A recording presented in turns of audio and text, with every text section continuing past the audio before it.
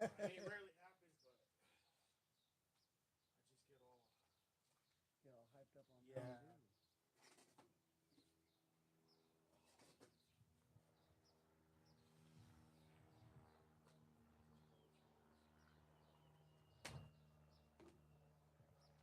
Headphones. Right there.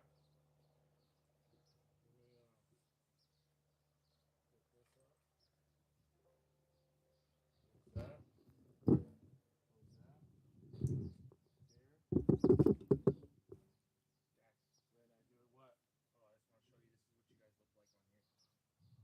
Okay, yeah, that's fine. Let's hear it. Boom. You're out. That's out. That's out.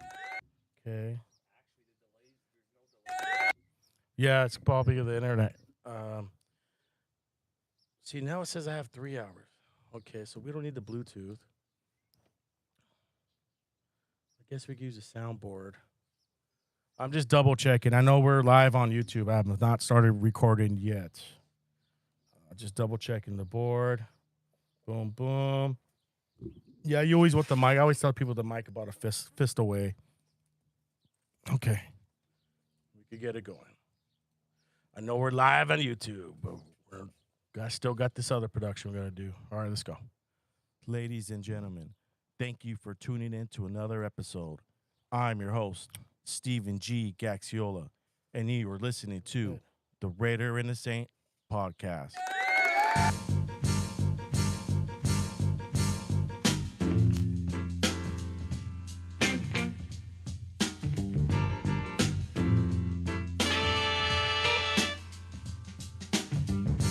Upper Decker.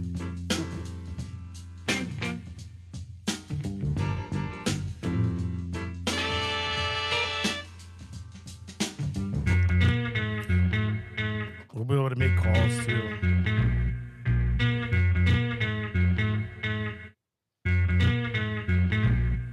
If anybody here isn't up to it, I'm gonna give you one last chance to walk out that door right now. That's a good one, Todd. Good! That's what I wanted to hear. Because in this silver slice of heaven here are 1,984 ounces of beer. Golden, delicious beer. And no one leaves here until we finish every single last drop. And we are back once again, folks. Once again, I'm going to thank all my listeners from around the world that tune in every week to the Raider and the Saint podcast.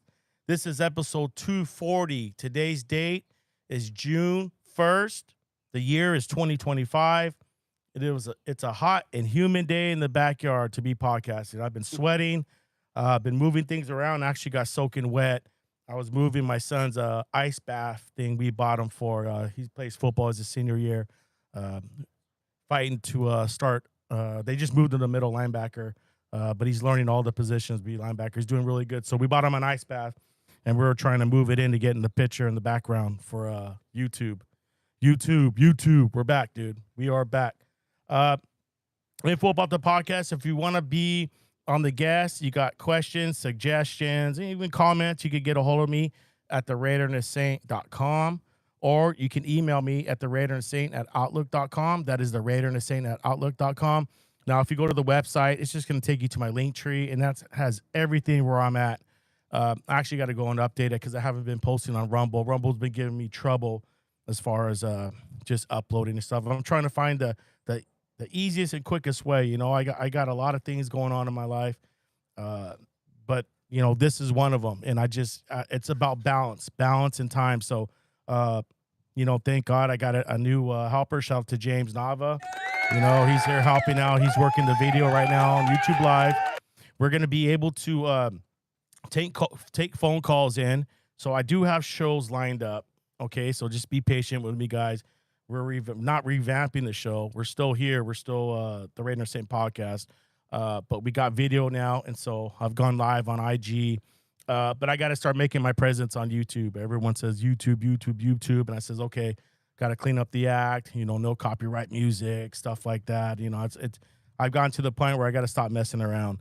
But if you guys are watching on the video live on YouTube, my guest today comes out of Whittier. His name is Noah Tillis. He owns a gym. They practice Brazilian Jiu Jitsu, gi, and no gi, Muay Thai, kickboxing, wrestling. You name it, they train it. You know, a couple of guys that I've had on the show, Cowboycito, Nanny, and Hattie. So Hattie Secor work with you guys too? No, he comes by. Okay. He trains with us sometimes. Okay. But no, he's over at Buena Park. Okay. But it's an honor to have Noah Tillis here. I'm very excited to have him here. Noah, thank you for coming to the show, man. Tell the audience a little bit about yourself. So yeah, I own a gym over in Whittier, in South Whittier. That's where I was born and raised. So, you know, I'm happy that I've been able to have a gym out in the same neighborhood that I grew up for the last 13 and a half years. I've ran a gym out there. Primarily, we're a jiu-jitsu gym. Kids, we have a huge kids program. We do adults, kids, gi, no gi, jiu-jitsu. That's the bread and butter. I'm a jiu-jitsu fighter my whole life. I've always competed and trained jiu-jitsu. But we also have a really good wrestling program. Our head coach, Willie Garcia, is the head of the wrestling program. Coach Pot, he's an amazing Muay Thai coach. He runs the Muay Thai program over at the club. I run the MMA with help from up-and-coming professional fighter Quentin Camacho. He's been helping me with the intro to MMA class. So other than the gym, like that's sometimes people forget, like that's my job, it's my business and stuff, but you know, I got to step away from the gym sometimes, and I enjoy spending time with my family. I got a 1-year-old, so he just learned to walk, so that's pretty cool. Other than that, that's all I do. So I'm at home, I'm with my family, or I'm at the gym all the time. So that's generally all I'm doing. I don't do too much other than that. So it's kind of, I'll make a joke sometimes. I say it's Groundhog's Day. It's all I do, same shit. But, there has to be a bit of gratitude. I get to, do jiu-jitsu or train people or watch people's growth. People that have never trained before, never done combat sports or martial arts or don't know how to defend themselves. And then I watch in a few months to see how much they grow, even though it is a job and I have to take care of a lot of the admin stuff and bills and making sure everything's good to go. I still am immensely grateful that I get to do that for a job. So it's, it's a double-edged sword for sure. How long have you had that gym for? About 13 and a half years. We opened in late 2011. That's when I opened up. And going on 14 years now. So how old are you? I'm 34. Oh, wow. Yeah. So. Wow, you're young. Yeah. So I opened up. I got the keys to the building when I was 20. First class that December 12th of 2011, I was 21. So I ended up running the business, getting it all going when I was 21 years old. Wow. That's amazing, dude. Yeah. You had Thrive. So at what age did you start doing jiu-jitsu? I started doing jiu-jitsu around like 7, 8 years old. Okay. So I started doing jiu-jitsu. It's all I wanted to do was jiu-jitsu. I did the typical karate as a real youngster from 4 to about 7.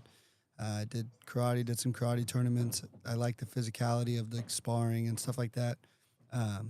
But, it's not it wasn't, my karate coach would show a little bit of grappling. He was like a 2-stripe white belt, and I loved it. So, it was more conducive towards, not being able to see that well. I love jiu-jitsu, so that's kind of how I got started there. And once he started showing me stuff, I'm old, so we had to look at the phone book. My dad pulled out the phone book. We found Rodrigo Madero's gym in La Habra, and that's when I started, and I've been with that team ever since. So it's kind of nice. Been with the same team from white to black belt. I go visit. Rod doesn't come around up here anymore. He has a gym down in San Diego.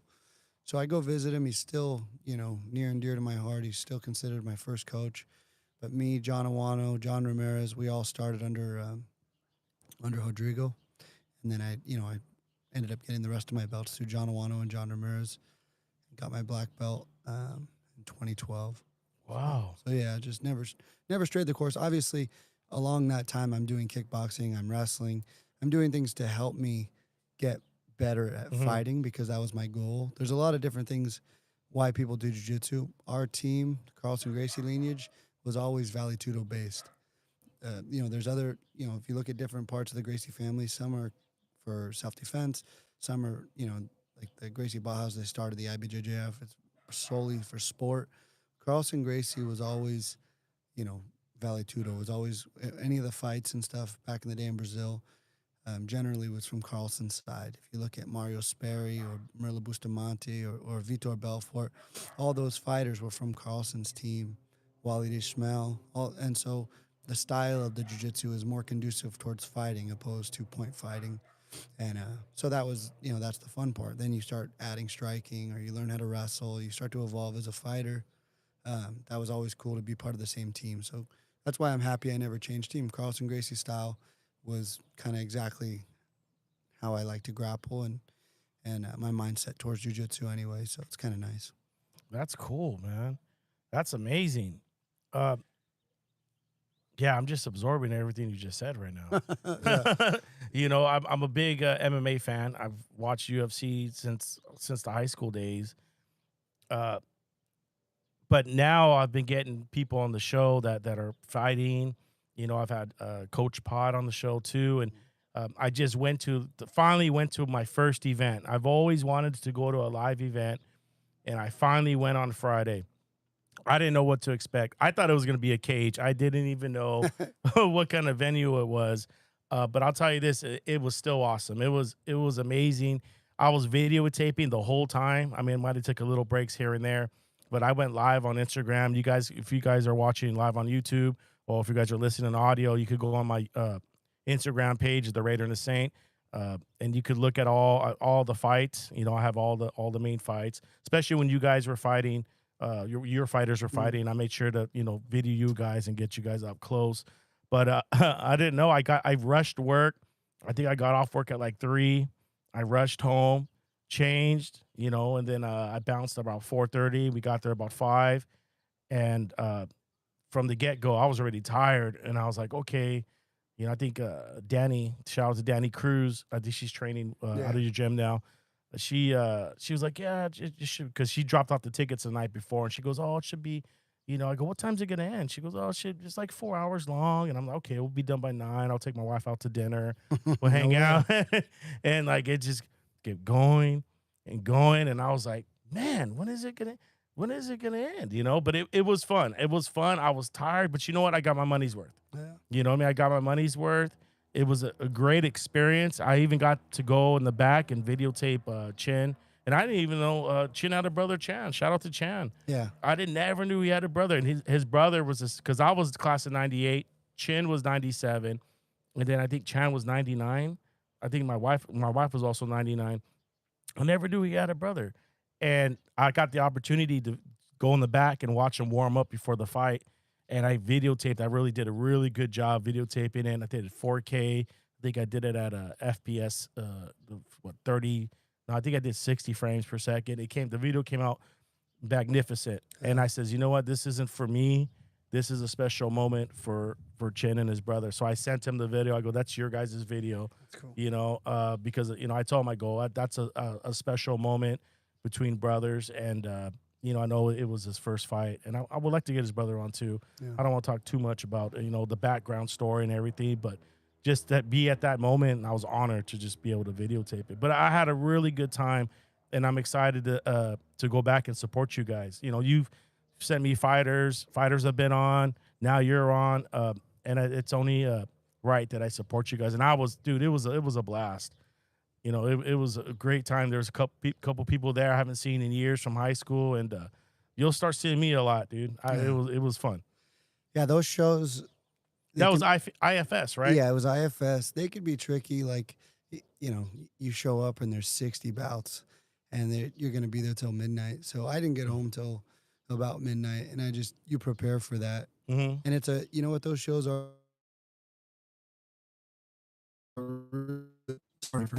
Get some combat experience. They don't have to go through a commission or anything like that. So a lot of these youngsters that want to get some experience, it's pretty cool. And they do that triple threat. Our guy won the triple threat where you do boxing 1 round, Muay Thai 2nd round, and then jiu-jitsu, no-gi jiu-jitsu the 3rd. And Andre dominated all 3 rounds. So that was kind of nice. It's, You don't have to get any medicals done. You just show up. It's kind of like some wild, wild west shit, but it's actually really cool. So Sean Shalati does those, and always added like 2 hours. So if you're like, okay, I'll be home by 9, like you're not getting home till midnight, bro. Yeah, especially if you have how many fighters did you have on that? I think we had 7 or 8. Okay. 7 or 8, and we had some good matches. A lot, yeah, like I was saying, a lot of those kids are, they're kids. They're 16, 17-year-old kids that have never done anything like this before. So it's kind of nice. You get their feet wet, or even if they're a young adult and, they're feeling that adrenaline dump, or they're feeling what it's like, to have a high and a low and to get gassed as much as they have. It's experience, and you have to kind of respect that in the sense of like, there's people that are fighting on the IFS that eventually, there was a girl yesterday that fought for Up Next. She won a pro fight. I think it wasn't her first pro fight, but I remember I saw her fighting IFS 5 months ago. She fought one of my girls. So it's a great proving ground or stepping stone to kind of get your experience. And a lot of those people that fight for IFS, the unsanctioned combative sparring, they end up going on to be, professional kickboxers, professional MMA fighters. So it's nice. You got to know as a coach, you're going to be there. You're going to lose your voice. You're going to have a long night. But for some of these kids, they've been preparing months, and this is a huge thing for them. And you want to be there for them in that moment and be supportive and let them know what we can do right, what we can do wrong. But the cool part is, fuck it, we can do it again next month. It doesn't matter. You're not hurt. You're not injured. We learn. We can evolve. So it's kind of nice. Yeah, that's cool, man. I didn't know you didn't need a medical clearance because I've been really thinking about, huh? Maybe I shouldn't have said that. No. Well, you know what I mean. Yeah, they're not going to show. People ain't showing up all roided out. Yeah. They're all young kids, but except Chan's opponent. yeah. Oh yeah. How old was that guy? I don't know. He's fucking juiced to the gills. Yeah. He looked like a monster. And what did they weigh in at? I think it was supposed to be 70, 65 or 70. Well, there's no way they weighed it. No, he missed weight by a couple of pounds, but Coach Pot didn't trip on it. Yeah. It went well. Yeah, it was a good fight. I got to go back and watch the video again because I was so focused on videoing, making sure I got it right. But man, I was so pumped up. I'm like, I'm gonna start training. I will have to just do one, just to feel that adrenaline rush, just to feel alive. And I'm really thinking about it. I just got to figure out how am I going to get to the gym on time. I work so late at work, and it's like I want to train, dude. No, I don't think I'm going to do no jiu-jitsu or anything like that.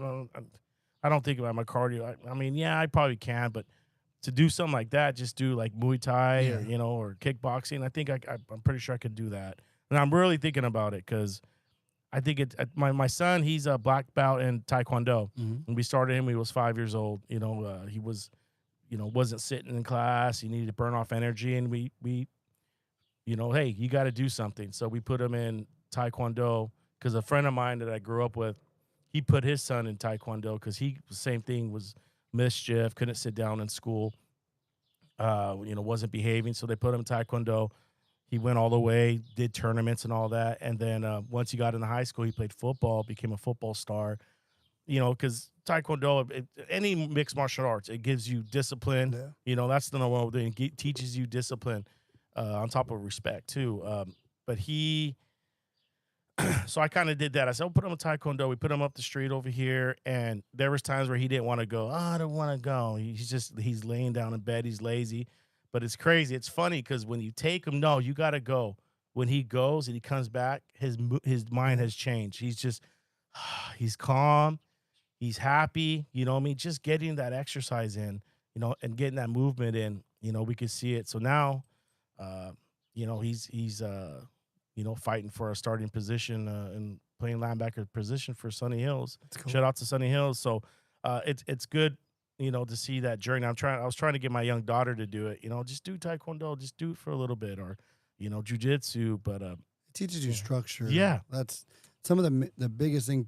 Parents will come and they'll kind of like, when they make the transition over to Jiu Jitsu or come over to the gym, and they'll say, "Well, yeah, he did karate," but they don't realize maybe they're downplaying any kind of skill development or that it's not close to Jiu Jitsu. But it's great for showing structure, discipline, how to kind of follow directions. And those are things, that are going to lead them into being, being a good employee or being Mhm. coachable, or, that just helps them in life. But you hit the nail on the head. Even adults, you know how hard it is to go hang drywall for 10 hours and then, oh shit, okay, I got home. Do I relax and chill and do nothing? Or do I go hard ass fucking jiu-jitsu class or go to 7:30 kickboxing? It's hard, but you never regret after. It's hard to get kick in the ass and actually go. Mhm. But in terms of like once you've finished, your dopamine's going, you feel Mhm. refreshed. It Mhm. is nice. But that's what I tell the guys all the time. Like, it's hard to get here. But once you finish a class or you finish practice, regardless if it was a good or a bad practice, or you feel you got the most out of it, your dopamine is like, yeah, that was good. You don't really Yeah. regret it after, and that's the cool part. Yeah, I started. I'm on TRT. I've been on TRT since October, and I wasn't doing anything with it, and it was messing with my hormone changes. My estrogen went up. I was feeling suicidal, depression. It was a horrible first couple of months until finally I spoke with a buddy of mine who used to be on it. He used to be a bodybuilder. He goes, dude, you got a steroid in you. He goes, it's like having a Ferrari parked in your driveway. He goes, you gonna just sit there and look at it all day, or you gonna go and drive it? And that's when I was okay. People think like once you take this shot, like you're just gonna wake up and feel I'm ready. No, you got to go and turn it on. You got to go and hit the ignition. And for me personally, that's what I had to do. But once I started going to the gym, I just went back to my basic, the elliptical machine for 30 minutes. Get my heart rate up to between 140, 150, get it going, and then I go straight and I just do pull-ups and dips, pull-ups and dips, pull-ups and dips. Prison workout. And I'm hell telling you, I feel amazing when I'm done. I push myself way too hard, that like I'm ready to throw up. Once I get in there, it's just 1 minute rest time and then go at it again. Maybe 2 minute rest time. But I'm in and out in about an hour and hour and 15. I'm in and out. That's all you need. Yeah, especially at my age, it's just I'm learning. But I had to turn it on, and I'm telling you, I haven't felt this great in years. But it's crazy because if I take a couple days off, if I don't go to the gym or if I don't go to work, my body just goes right back to this lazy mode. And it's been a battle up here, the mental part, and that's the part I'm dealing with now, but everything's dialed in. Going back to you starting the gym, what made you decide to start a gym after training? So like the starting the gym, so that was always my goal. My goal was always to obviously, I fall in love with jiu-jitsu, and you fall in love with jiu-jitsu, but it's also the camaraderie.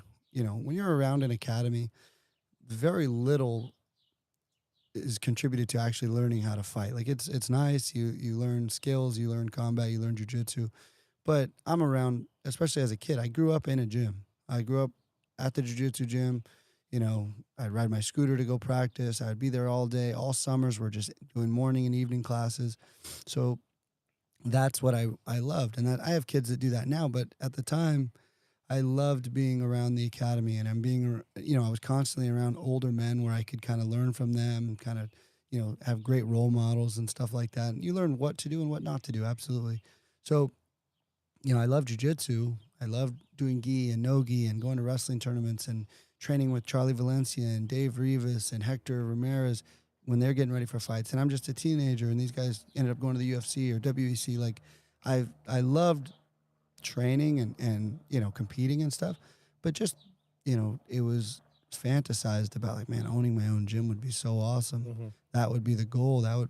But it's also I'm a single family income. My dad raised me and my three sisters by himself. Mm-hmm. I was sponsored most of my childhood because I competed a lot and I won a lot of tournaments, so I never had to pay for tournaments or gear or training, and that was a luxury because if I had to, I wouldn't have been able to compete as much, or I wouldn't have been able to train. But he did a really good job raising me and my sisters by himself. And, we're lower middle class. We're middle class people. So, by the time I'm an adult, I can't say, hey, Dad, can I have a 50 grand to open up a gym? I'd like to open up a gym, sir.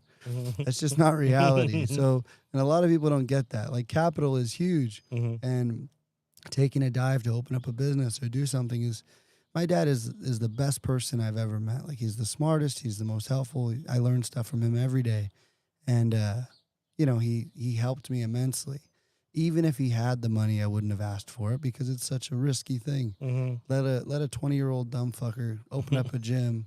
Sorry, I didn't know if I could say fucker. No, you're fine. So let him open up a gym and just see how it goes.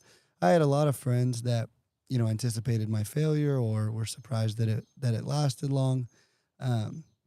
But you know, I'm not an idiot, and I put a lot of thought into opening up this gym. I knew what I wanted. You know, before that, when I was a teenager, that was my job. I would teach at a few different gyms, and I would learn. You know, you want to keep your mouth shut, and you want to observe, and you want to watch. You want to see how things go good, things go bad, what people should do, and what people shouldn't do. And that's kind of how I put things together in my head. You know, you're constantly learning. And so teaching at gyms and training at gyms, and, you know, I had to figure out how could I afford to open up my own gym. And, you know, you can't be afraid to hard work. And I was grateful enough to, when I was done with high school and I was 18, I wasn't much of a student at all. I wasn't going to go to college or anything like that. I was competing. I was fighting. I was doing things like that. But I knew to make any kind of career, I couldn't be fighting part-time and doing, you know, a little bit of jobs here. Or teaching at other people's gyms is, you know, if that's your only source of income, you're not going to make any money. And you know, you have to have a career. You have to make money. So I was lucky enough. My friend's dad was a superintendent of a construction company called Burger Bros. I think it was out of like Arcadia or something, but it was a drywall lath union, and so it was very hard work. Carpenters Union, 1506. So at 18, I got a job. They needed apprentices, so I'd wake up every day at 4 a.m. I wouldn't get home till 6, and I'd be doing, you know, drywall and framing, steel stud framing, and I worked my ass off, and I had no bills. I paid my cell phone and my gas, and I think I was on my dad's car insurance. I had a little beater car, a Ford Taurus that I bought for $500. So, you know, you're making good money. Anybody who says unions are trash or you should, you know, it was great. Every 6 months you'd go to school, you'd get a raise, but it was still very, you know, far away from me to think about opening up a gym. So I worked that job here and there. Cool part about that company is they would lay me off. If I told my foreman, Ralphie, hey, I have a fight in a month or two, I'm trying to train as much as I can you lay me off? He would lay me off, and I would collect unemployment, and which was still way more money than I fucking needed. It was cool as an 18, 19-year-old kid. I would fight, and then a week later I'd call Ralphie. He'd bring me on, and we'd be at another job, and I would just shoot him some ringside tickets and stuff. And it was cool. But I started getting to the point where, you know, my dream, for how cliche that sounds, my dream of opening up a jiu-jitsu gym, a gym where I can, you know, grow and train fighters and watch people develop the love for jiu-jitsu that I have, it was starting to get more tangible. As I was getting raises, as I was making more money, I was starting to think, you know, this might actually be a possibility. And the shitty part is, you know, I didn't really believe that I could do it for a long time because it takes a lot. It takes a lot more money than I've ever seen in my life. And without taking out business loans or anything like that.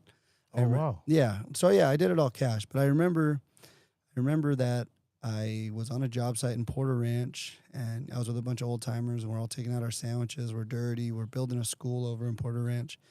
And I just tell myself that, you know, I was around 19 and a half, 20 at the time. I'm like, man, I can't keep doing this for 30 more years. It's a great profession. You know, it's something that if I didn't have a lifelong skill of jiu-jitsu and martial arts, then it's something I would be lucky to be able to do.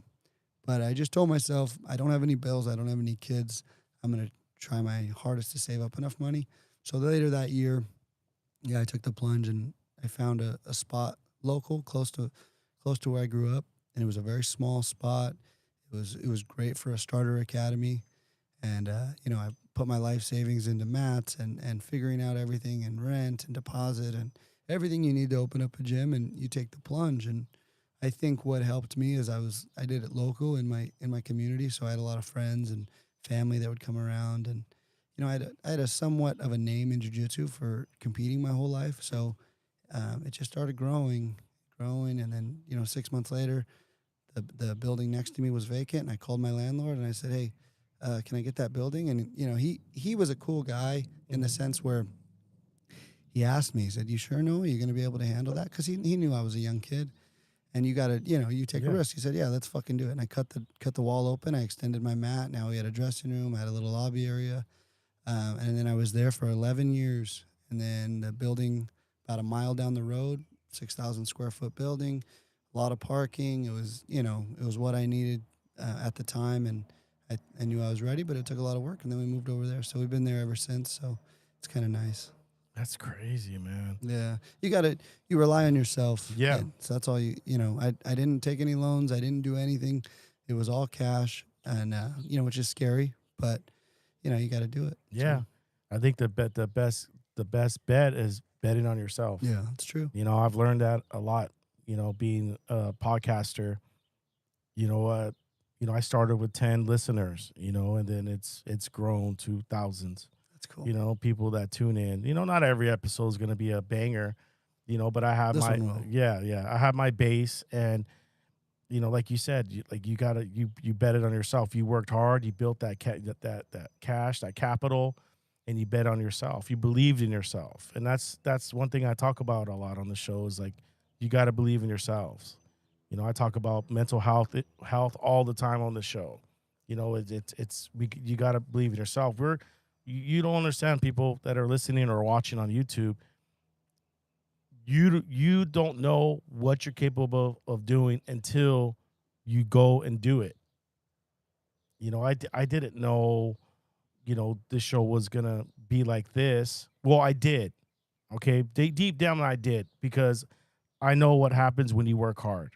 Yeah. I was 24 when I bought my first house. Things happened, the economy crashed, had a short side, but I knew that working hard, and putting your head down and sticking to a plan, sticking to a grind, things can happen. Some people, they shoot for the stars, right? You got guys like Conor McGregor, who was on EBT, training and fighting, like his background story, and he believed in himself. I think he became good friends with, who's that motivational speaker? What's his name? The guy with the big head, big hand, banana hands. He's been on Shallow Hal. Tony Robbins. Yeah, Tony Robbins. He's got real. Yeah, he had Tony Robbins was helping him out for a while too. The power of the mind. It's one of the most powerful things we could use, and the dedication that you've done. Like your background, because I waited for the show to ask the questions. I don't even have questions. I wanted to have this conversation just nice and raw. Just. Like a typical, I guess you call it like a bar talk or whatever. But that's amazing, man. Like, you opened up your own gym at 20. Let me ask you this. When 2020 came around, I know a lot of places were suffering. How did you deal with 2020? With I'd be lying if I said I wasn't panicked. Like, for sure. Yeah. I mean, everything, that's what I did. I didn't have a second job. So that's all I did. Early on, when I first opened up and I was 20 or 21, 22, sometimes I would bar back and sometimes I would bounce to make a little bit extra money. But in terms of 2020, the gym was thriving. It was great. They didn't try to shut you down or anything like that? Yeah, regularly. They tried. So I did close. I closed just like everybody. The initial panic, everybody is scared. Yeah. Everybody's, it's a real thing. So I closed for like 3 weeks or a month or something. But it's not sustainable, and at least my business is not sustainable doing that. And me and my coach Johnny were talking about this. Everybody was doing like online classes. Nobody's gonna do more. We did a statistic. Nobody was doing any more than 10. Generally, the average was 10 classes. They did 10 classes online, and that was more so to support their friend that owned the gym. But after that, the people that were shut down and actually kept their gyms shut for a long period of time. I know a lot of people that didn't make it, or they lost their business, or they had to, maybe in 2023, they had to try to reopen and stuff like that. I wasn't going to do that. So I opened back up.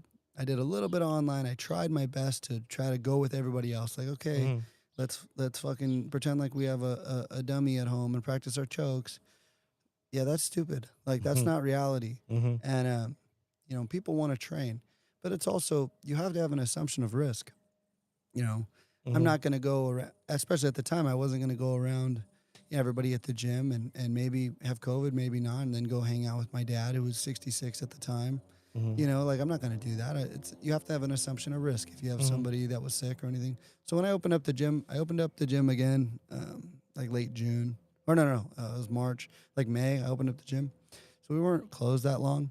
But I do have a funny story where, like, yeah, we opened up, and whoever wanted to train could train, and health inspector kept coming, and they would find me, like for 5 Wednesdays in a row, she would find me.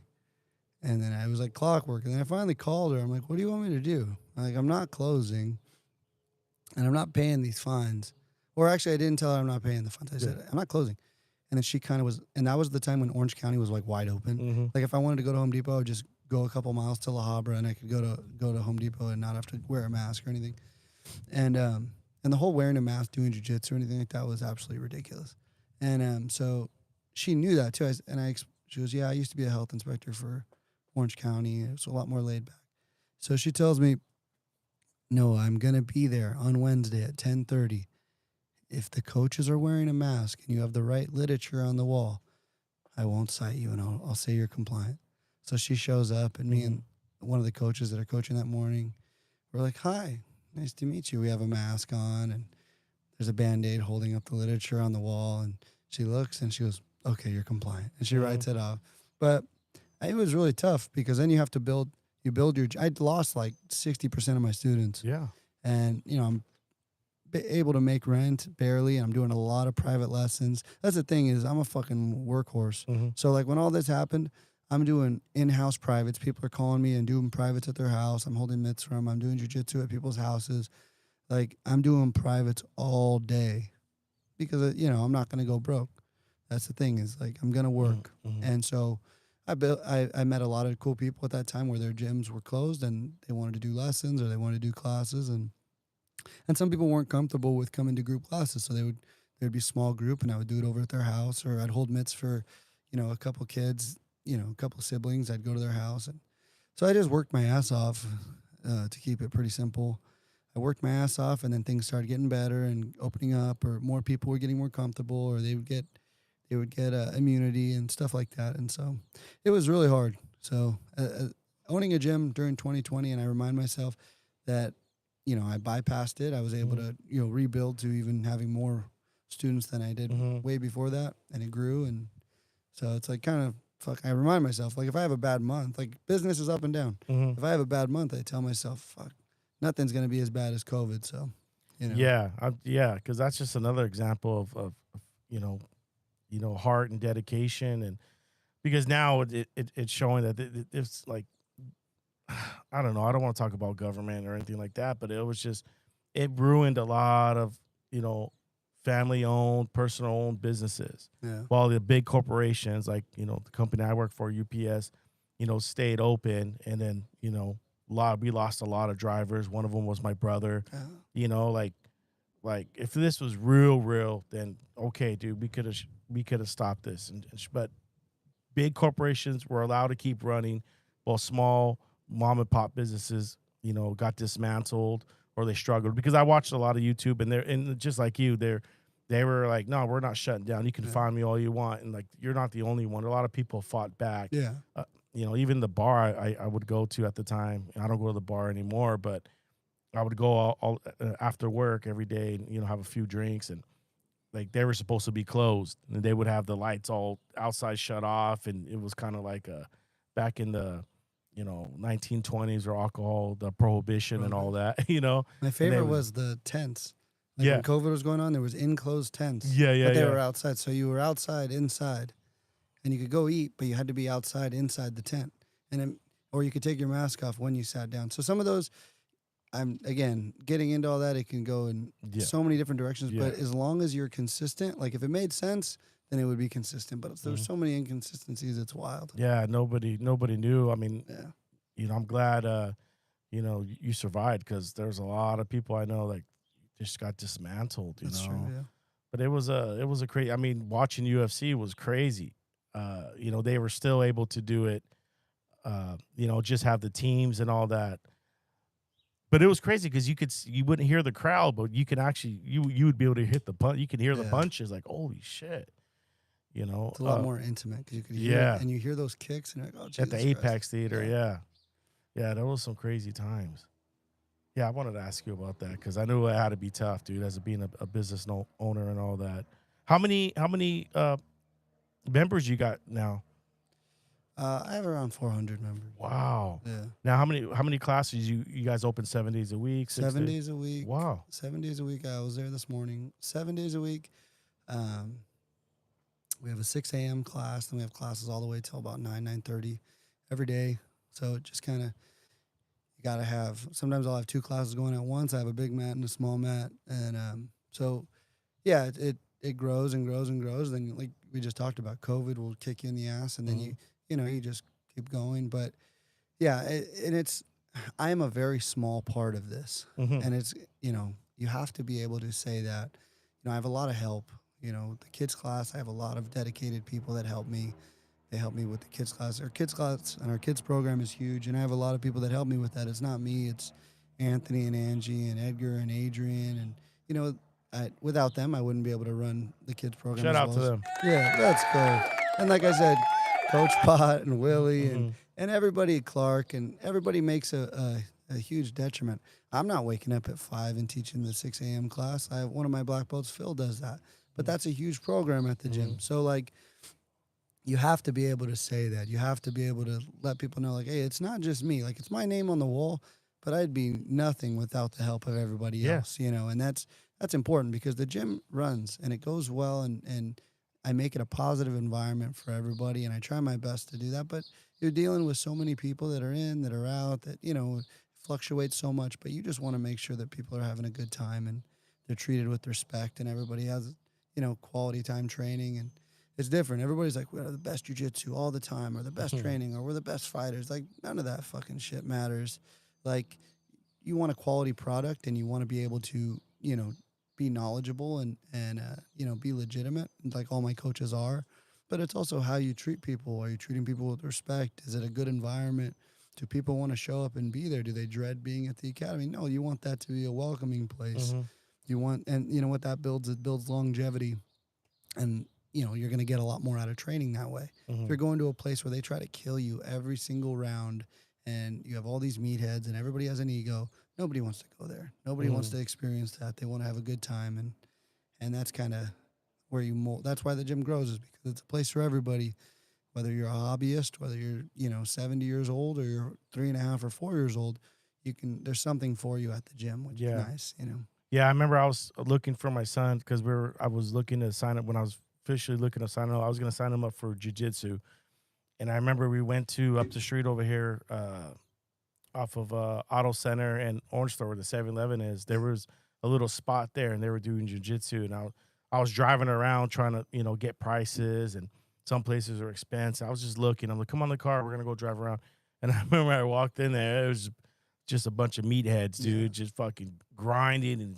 And like, as soon as I walked in, I'm not saying I didn't feel welcome, but I felt the energy, and I was like, no, this isn't for you, son. Let's go somewhere else, Yeah, I know how it is, man. It was, yeah. Well, that's the thing too, is like jiu-jitsu is it's a good thing. Like it's jiu-jitsu is something where everybody can train and they can go at their own pace. But what happens a lot of times is people overcharge, or they try to get you into a contract, and just and like the business aspect of it is it's it can be pretty bad. I have people that come to me and they're like, yeah, they wanted to charge me this much and for a 2-year contract, and you don't know what you're doing in 2 years. Yeah, exactly. You don't know if your 6-year-old wants to do jiu-jitsu in 2 more years, but then you got to buy out of a contract and you're obligated for. It's ridiculous. You have to make it easy for people to come and train, and and life happens. Not everybody's going to stay and become a black belt. So you want to make it easy for people to leave. And in that sense, what happens is a lot of times they want to come back. If they still want to do, let's say they want to do the Muay Thai, or they want to come in and train, you think they're going to want to come back when you're, it's business is business, and you have to treat it that way. But you don't have to take advantage of people, or you don't have to lock people into like contracts. And a lot of people do that. They overcharge, and it's not applicable. It's not how you treat people.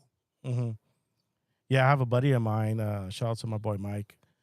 He's got his son. I think he's 7. He's 7 now, and he started playing soccer at like 3 or 4, and he's really good. And so now they put him into. They're called. I'm learning about the soccer thing now. He's gonna come on the show, talk about it. But he was part of a club, and their contracts. Yeah. I go, what? A contract for a 7-year-old? Yeah, he's part of this team contract, but they're not happy with the coach, the way he's coaching and how things are. And so he wants to go to another club. But the coach, because the contract, I think, is like $2,500. And he's trying to get out of the contract, saying, they're charging uniforms $350 for a uniform. I go, what? Yeah, when it costs you $12 to make. Yeah. And I'm like, what? Like, everything he's talking about, like, the coach would text him, I need $80 now, ASAP. I just bought 20 new balls and go post. I'm like, wait a minute, we already have that. But like this, but we know that the coach, this is his only job. This is his job. You know what I mean? So we know that he gets paid. He's got 2 teams. So, they figure out the math, how much money he's getting paid. And so they're just dissatisfied. So they're trying to get out of the contract. So now, he found another club to be in, and the club's like, yeah, we'll buy out his contract. But the coach, he doesn't want to lose the money. He doesn't want, lose. It's just, man, when you start learning about all this stuff, like, what? Yeah, people, it's tough shit. I mean, that makes no sense. Yeah. The guy, the gym has a lot of members and stuff like that, but I do a lot of scholarships. I help out a lot of people. I've covered a lot of kids' tuition and helped them compete, and that's what you do. You'll never catch me like, hey, you need to pay me now. Like, that's just not the way you run business. Or if I do a big order of shirts and this kid doesn't have a shirt, or he didn't approach me to buy one and I have his size, I'll throw a shirt at him. What the fuck? They don't cost that much. But you'd rather them have a shirt than not, or exactly what you just said. You hear people reaming people, and that's all it is. They want to pinch them dry as much as they can, and that always leaves a bad taste in my mouth, because you shouldn't do that. Yeah. So once you started coaching, open up your gym. Did you ever think about like competing? Like, did you have goals like, hey, I would love to be in the UFC at one point, or or once you started coaching, you're like, oh, I like coaching? Yeah, I did both for a long time. Okay. But, so, yeah, I did a lot of amateur fights, and I have some professional fights. And is it on YouTube? Some are on there. Some, but yeah, I fought professionally since I was 18. And so it is extremely hard to run both. And I try to tell guys now, like, because I've done a lot of jiu-jitsu. I do a lot of jiu-jitsu super fights, and, it gets really difficult. And sometimes I regret not taking advantage of my youth more, but I needed to not be broke. You know what I mean? I had to put everything into making sure the gym was afloat. I had to. Excuse me. So it was really difficult for me to find other black belts, to train hard with, to prepare for this tournament, or go spar at a different gym. When I'm trying to run 4 or 5 classes a day, do private lessons, trying to make sure that, I can make a living, it makes it very difficult to train for things. But I've been competing my whole life. For 2 months into jiu-jitsu, I started competing, so I was 8 years old, and then I didn't stop competing. I never went more than a month without competing until I was 19 years old. So I competed in everything: MMA, wrestling, pancration, jiu-jitsu, but I would constantly be competing my whole life. So it only slowed down when I opened up the gym, and I would do, I'd be running the gym all the time. I'd be drinking, I'd be eating. I'm way out of shape, but I loved competing so much. I would go do a match and maybe not do as well, or I'd lose to a scrub that I shouldn't have. And so it almost tarnishes what you did good, because you're bugged for competing. You want to compete, but it's so hard. There's no easy matches. Professional MMA, you don't have any easy matches, and especially since I had a name in jiu-jitsu, you're not fighting scrubs. If you're doing a jiu-jitsu super fight, or you're doing anything like that, you're not competing against guys that are garbage. And especially in that time frame, jiu-jitsu and submission grappling and submission only events have gotten so big. They were nothing when I was a teenager. There was nothing like this. Subversive and EBI and Fight to Win, all of those have gotten so big. So now there's so many good competitors. The competitor in me is like, yeah, I can still beat that guy, or I can do this, or, but you have to be honest that I'm not training as much as I should. I'm getting on the mat and training, when I can, or I'm working with people, or the majority of my time is based on teaching, and I love teaching, but I miss competing, and it's just only in the last couple of years, what I figured out is it's very difficult to do both. It's very difficult to do both and have an expectation of being one of the best in the world. You know, if I'm competing at black belt and I'm competing against other good guys, then what happens is, you know, the business doesn't do as well, or I got to hire people to do my classes and stuff like that. And it makes it very difficult. You have to make a sacrifice somewhere. So Yeah. I miss competing. I've competed for a very long time. It's a little bit more sporadic now when I do compete. So it's just, I just need to prepare more and allocate more time to, if I'm going to compete, I have to do it right. And with having a baby and the gym growing as much as it has the last couple of years, when I made that move over to the new location, it's been very difficult to be like, okay, let me be selfish for 2 months, train, get my weight down, do everything I need to do, and then, you know, go win a match. So it's just harder. You're 34, right? I'm 34, but I've been competing hard since I was a kid. So I'm not very old, but there's a lot of mileage for sure. For sure.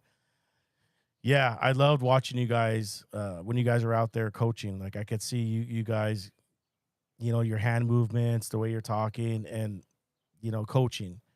You know, I coached my son's flag football team, you know, during right when COVID, you know, they have released, you know, the restrictions and were able to compete. He wanted to play football. You know, I grew up playing football, and I didn't push anything on him except Taekwondo. I says, you do whatever you want any sport, but you got to do something. He wanted to play football.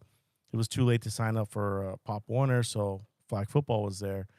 I had just lost my brother. You know, I was like, okay, we're going to put him in, and they needed a coach. I says, hey, we need you to coach. I says, man, I just lost a brother. I don't know if I'm mentally going to be able to do this. I was scared. I was nervous. And he was like, I don't have anybody that's going to help you take your mind off your brother. So no one else, no other parents wanted to do it. I says, okay, I did it. So I did it for about 3 seasons. Each season's like 10 games. So about a year and a half. Best time of my life. Best time. I mean, I remember the first game, I had that same feeling, like if I was actually going to go out there and compete. You know, I had that same feeling as being a coach, and we had a very horrible season. You know, it was a new team. I was learning. I was coaching defense and offense. I didn't have an assistant coach. I didn't even have they were supposed to be like a team mom. I would bring the drinks. Like I did everything, emails, all that, and I would be on YouTube late at night after work looking for plays, and I got them wristbands. Like the next season, we went undefeated. And then we went into the last game. We had just beaten the team the day before or the week before. We ended up losing by like 5 points. And like it came down to one play. This kid catches the ball all the time, and if he's listening to the show, you know who you are. But I couldn't see, but I saw the throw, and I was like, okay, he's got it. And I thought we got it, and he had dropped it. It was right in the breadbasket, and that would have been the game. We would have won the championship, and I was.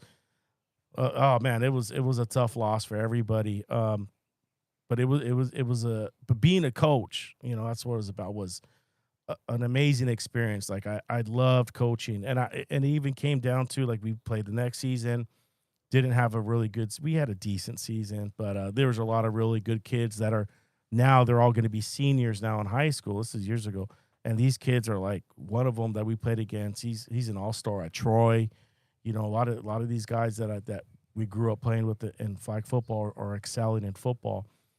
And so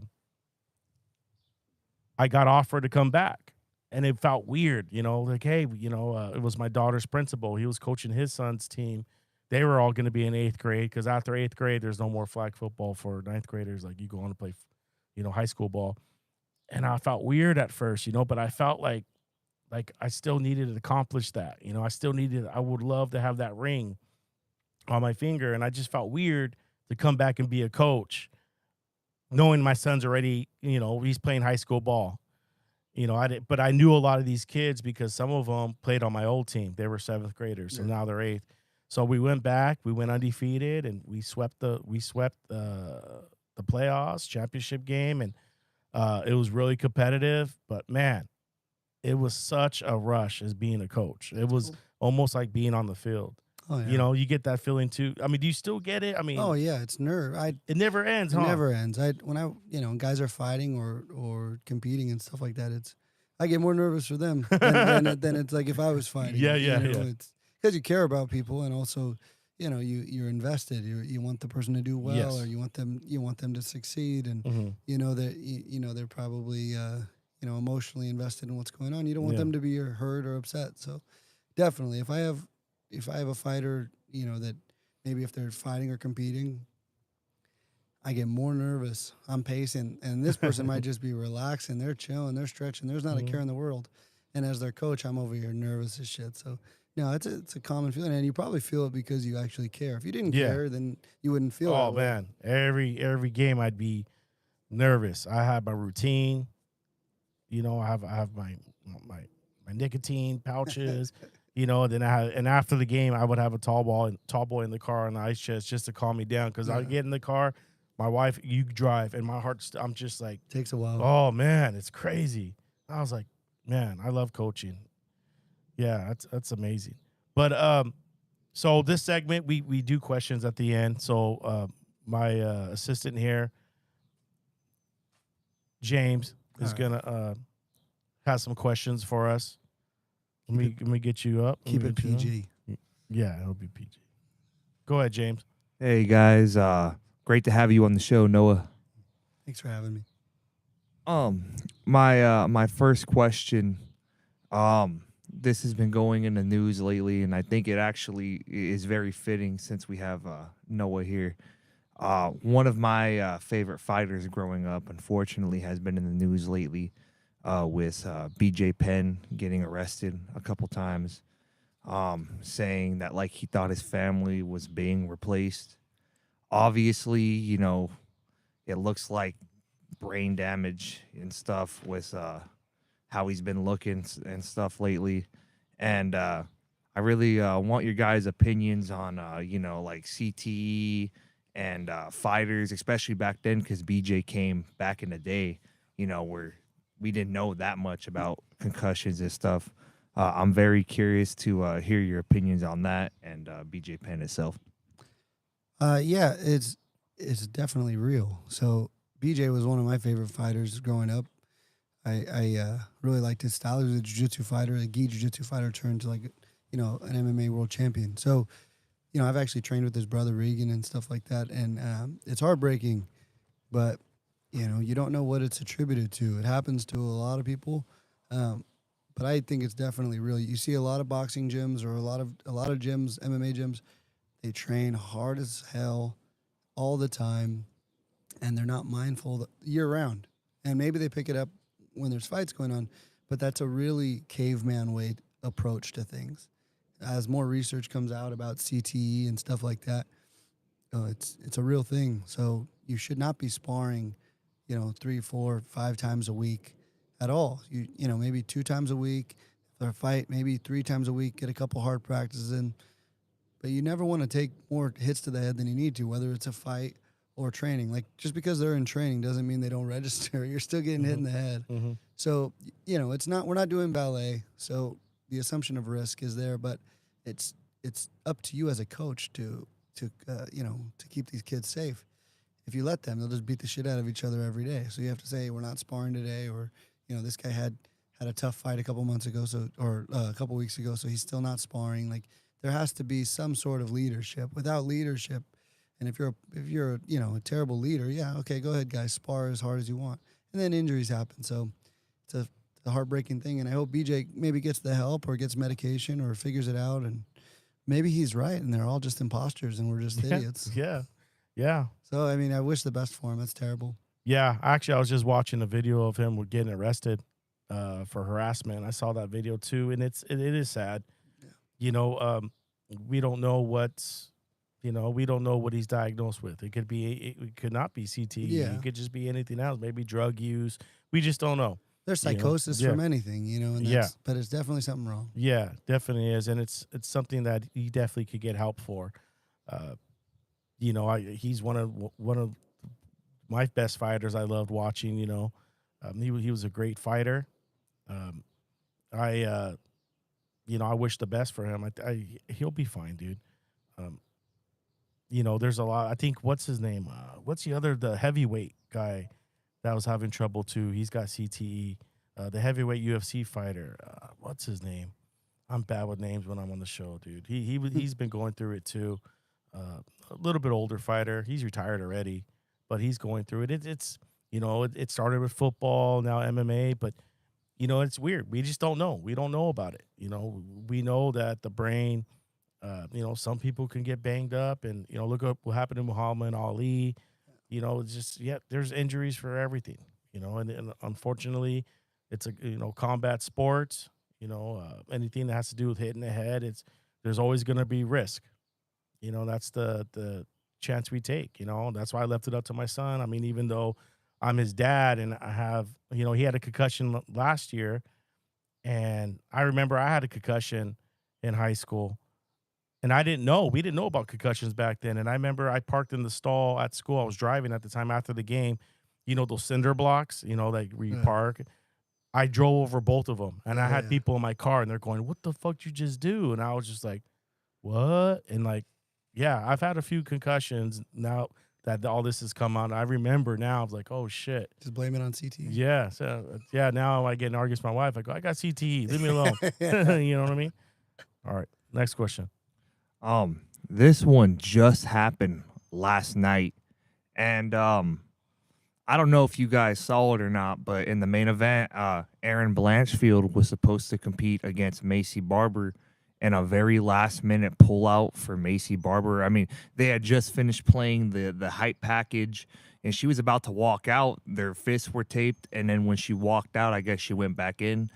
She had a medical emergency. She's had some since her last fight last March. Maybe they haven't exactly specified what exactly happened, but I'm curious, Noah, have you ever had anything similar like that happen in your career so far? Yeah, actually something really similar. So I think this was my third or fourth pro fight, and you do multiple warm-ups, and the commission lets you know, hey, you're up in 20 minutes or what have you. And then I was already wrapped up. I've already done 2 warm-ups. I'm ready to go. I'm sweaty. And then, the commission comes and tells me that my opponent medically isn't going to be able to go out. And, it ended up being heart rate or something like that. And I talked to him after, and I wished him well. But it was eerily similar. So there's not much you can do. You can't, force the guy to fight, or you can't force the athletic commission to allow it to happen. Luckily, I was in Pomona. I'm 20 minutes from Whittier. I was close. I wasn't going to make much money, so it wasn't a big deal. In terms of Erin, that's terrible because I think she's from the East Coast, so she had to come, takes a flight with her and her team all the way to Vegas and main event. And, I was watching it at my sister's house actually last night. My family always gets together for fights and dinner. And, it was terrible. And you think about it, it didn't happen in the prelims or anything like that. It happens in the main event, which is kind of wild. And, you think about fighting, and you think about this being somebody's career. Fighting is such a small thing. I'm pretty sure the UFC will pay Erin her show money for sure, and they'll take care of her. But the real thing is, I hope Macy Barber's okay. I heard it was a seizure, and which could be from, a weight cut, or it could be a pre-existing condition. But that's what you focus on. You feel bad for the lady that her life is inconvenienced for a little bit, and she'll be okay. But I hope medically, because your health supersedes any of this. Just like you're talking about CTE, the fighting is such a flash in the pan. Fighting or competing or doing anything sports related is such a flash in the pan. Your concern is, don't be a shitbag human, and medically, is everything okay? You're gonna be all right. No, that supersedes anything. So you hope Macy is okay, and she's not real sick, or there's nothing wrong with her brain or anything, and that's what's really important. Yeah, I'm good. Yeah, I don't know too much. I didn't watch any of the fights last night, so. But yeah, I hope I hope she gets she'll get the help and everything. But yeah, you rarely hear stuff like that, but it does happen, for sure. All right, Noah. This question is from my stepdad. He wanted to know, what's your opinion on how fast things have changed over the last 15 years in MMA and BJJ?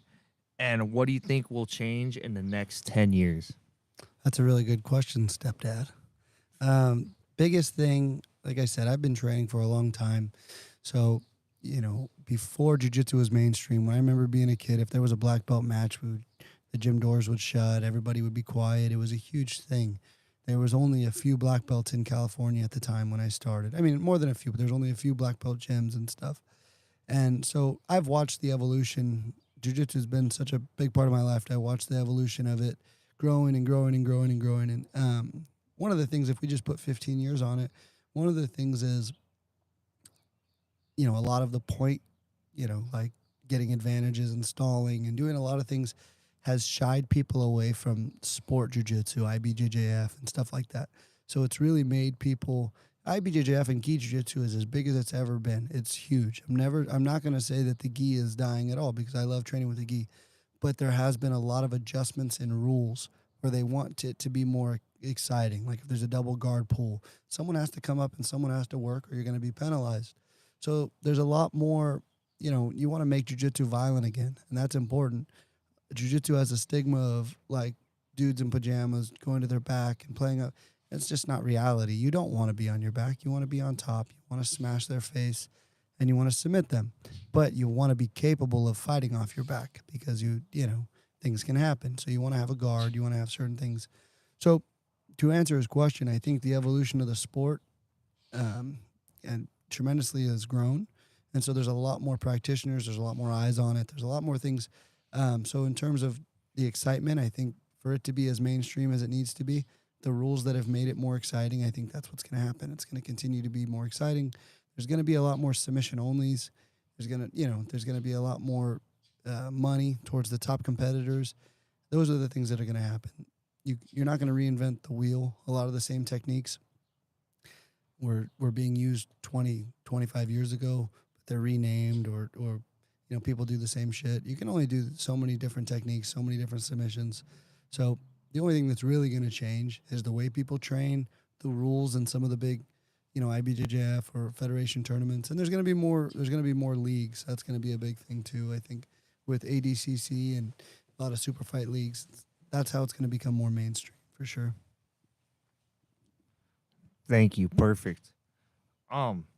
Also, I've seen people talking about this. It's almost been 1 year since the unified rules of MMA were changed last July. And two of the big ones were, of course, the legalization of the 12-6 elbow strike. Mm-hmm. And then they revised the definition of what a grounded fighter is. You do MMA and you train MMA. What do you think of this rule? Have you seen it be used a lot and personally? And do you have any other rules you think should be looked into? I'm not like I'm like an encyclopedia for fights. I used to be, but now there's fights every weekend and stuff. So the 12-6 elbow, I think, is a good thing. I think that's a good thing. The downed opponent where people would touch and go, that takes away from people playing dumb games for sure. So those are two really good rules. Nothing off the top of my head do I think, when you remember Pride. Pride was great because they could just soccer kick the person in the head. But that takes away a lot of the sport of it because not the brutality. It's great as a spectator sport, but you're not going to see fighters have as long of career, or there's going to be a lot of changes in the way people need to train. But I think the 12-6 elbow is a good addition, especially if you're against the cage or if you're on top and you're able to deliver strikes. It's not, you learn to defend certain strikes when you're on your back with overhooks and distance control. But the 12-6 can cut right through that guard and it can cut people. Japan didn't allow elbows for a long time because what it would do is the elbows generally don't knock people out. They slice you up. Yeah, so you end up with a huge gash. And then, the person that was maybe skillfully losing the fight can win with a cut. I like elbows. I think elbows are a good thing. But it was cool when there wasn't elbows because then you wouldn't see as much TKO or TKOs by cut and stuff. Usually you don't have the same cuts with punches. Knees you do, but a little harder to land. But I think they're good rules for sure. Yeah, I agree with the rules as well. I know one that Joe Rogan always says. He says that if an opponent is, you know, he's on top of the fighter, you know, and they're grappling, and you know, but the fighter's on top. Once the round ends, he thinks it shouldn't be. Once the new round stops, that, you know, the new round begins, they're both standing up. He thinks they should both be back to the same position. What do you think about that? I don't agree with that. Yeah, it's just like, well, I agree with a lot of what he says, but not that. Yeah, I mean, then it becomes a boring fight too. Yeah. You know what I mean? It's like the guy if he was on top of the guy for 3 minutes and he's grounding and pounding him, but they're still grappling, and the guy's still, you know, doing his thing on the bottom. You know, he had his opportunity. Now it's the end of the round. One of the things that Joe says that I totally agree with in terms of rules is the referee should not encourage anything. So the referee, a lot of times you'll see, is like, let's go, fighter on top. You need to work, or you need to engage.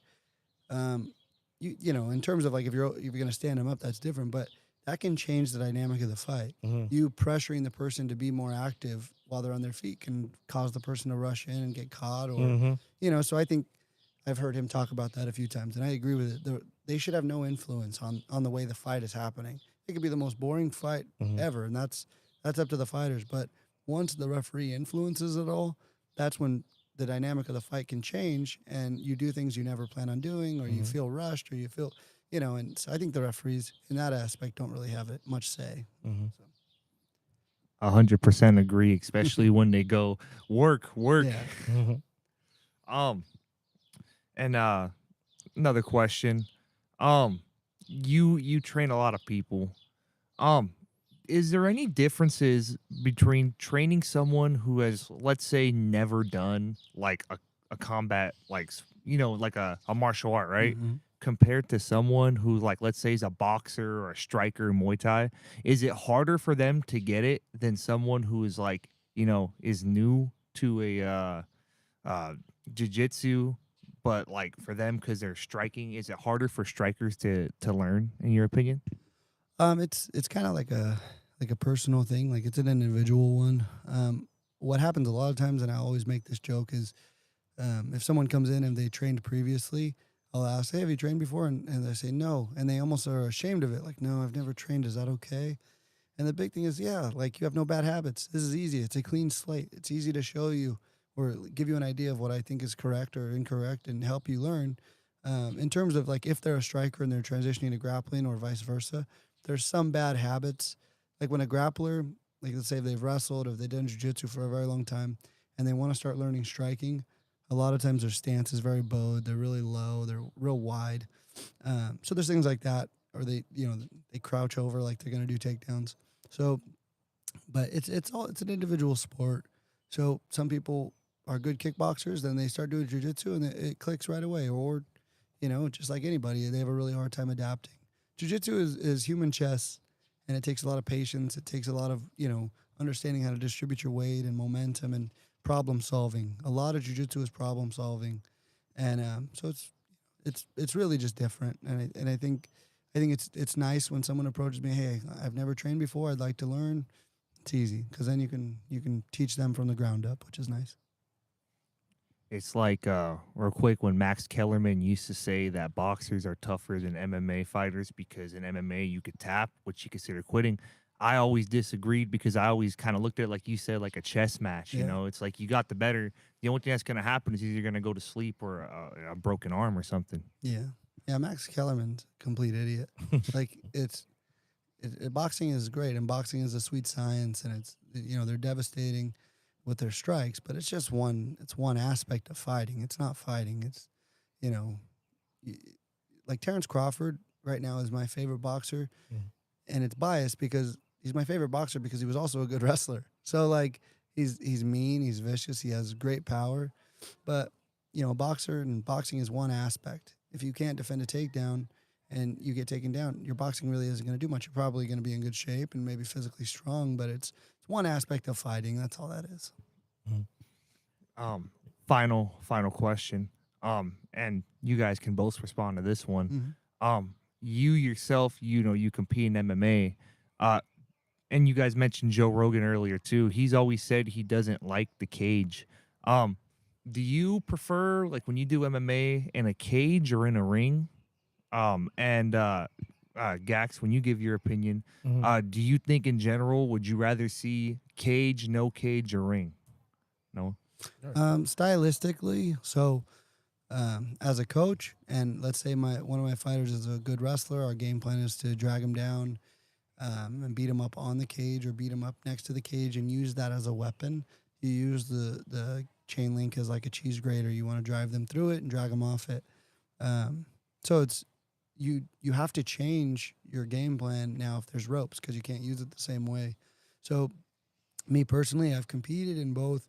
I never fought in a cage outside of like when I'd spar and stuff like that, but it does make takedowns much harder against the surface. A lot of takedowns in MMA are very rarely open air. You're not shooting doubles in the middle of the octagon.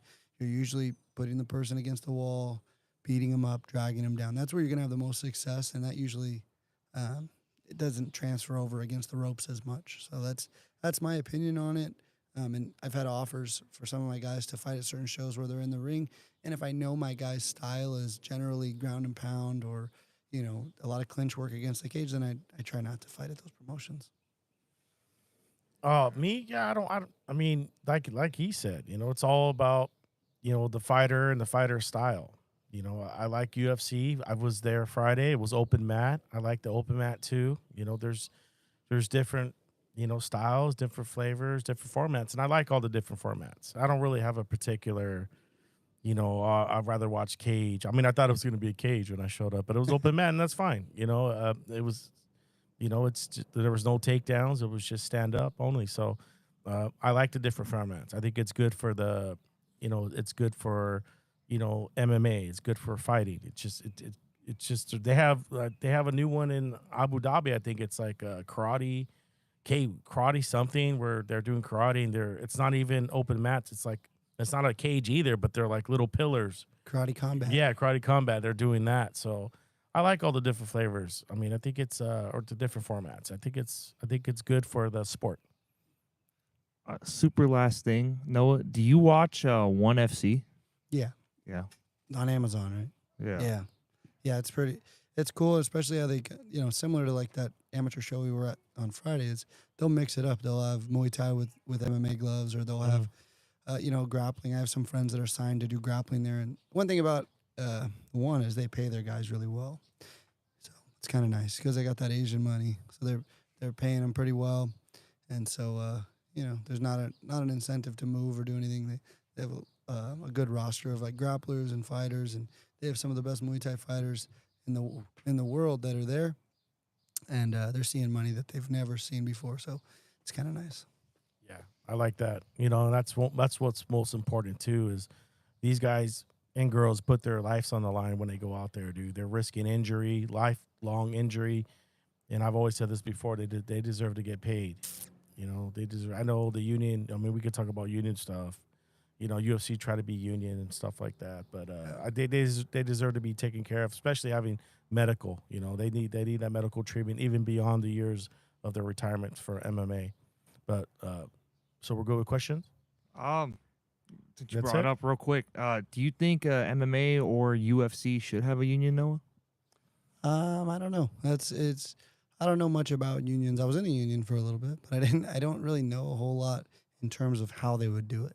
I think they should take care of, the health insurance, and there should be more of a tiered system instead of just, it being sporadic. I understand, why fighters don't get paid as much as a lot of people think they should. You can't be paying the guys that are on the prelims that have 8 professional fights what you're paying Canelo. Yeah. You have 400 people on their roster, Dana White, I think, said. So for there to be fights at the Apex or, every other weekend there to be a good fight and to keep people busy, you can't pay them, that much. I think there should be an increase for sure. And I think there should be some sort of, tiered system and a little bit more than there is. And definitely like, if you're signed with the UFC, you should have health insurance to the point where not even a training injury, you should be able to go, have a PPO and be able to go get any exams or anything you need outside of fighting. That would be a very noble thing to do. But, it's changed. There's a lot. Fighting now is all athletes. It's it's very rarely you see it's not a black belt, and they're not a world class striker, and they're not a great wrestler. So a lot of athletes, opposed to 20 years ago, 10 years ago, or 15 years ago, where there's a lot of rugged fighters. There's a lot of people that know they're not going to be making money, but they're fucking just scrapping, and you don't see a lot of that anymore. And that's the evolution. But when the evolution happened, now there's expectations of all this money, and not saying that they don't deserve it, but you have to look at it as a business, and I think they should be getting paid more, but you got to be in the top to be getting paid what you think you deserve. Well, thank you for those questions, man. Really, really appreciate it, man. Yeah, it was an honor to have you on the show, man. Right before we leave, I want to say shout out to your fighters that have been on the show. One thing that I noticed, man, they really have good manners. They're very, very respectful and really great guys. You're doing really good things over there. Keep up the work, man. You got the support of the Raider State podcast and the audience and the listeners. They're watching you guys. I know a lot of people that support me. I see them following you too as well on Instagram. So once again, thank you for coming on the show. Anything coming up? You got any fights going on? You want to plug in, your business? No, we had a lot of guys have their bouts on Friday at IFS. That was good. We have June. We have a lot of guys kickboxing again at IFS. We have Spar Star. I think we're going to have 3 fighters on Spar Star. That's June 28th at Commerce. Quentin Camacho is going to have his 3rd professional fight. We're flying out to Miami July 17th. He's fighting again. And, I have people that I work with all the time that they have bouts, or they have, that's local MMA. Things fall apart all the time. So nothing's really set in stone until it gets close to the date. But yeah, I appreciate you guys having me. It was a good time. It's good to bullshit with you guys for a little bit. So thank you. I appreciate it. Yeah, man. Thank you. I know you're a busy man. Thank you for taking the time out and coming on the show, man. I really appreciate you. I'm glad I got to finally meet you, sit down, and have a conversation, man. But I love what you're doing, man. And once again, you have my support. Once again, I want to thank all my listeners from around the world that tune in every week to the Raider State podcast. I love you guys. I will see you back next week. All right. You guys have a good week. Be good to each other. Love each other. And remember, you could do anything possible. It's all up in the brain. I'm out. Peace.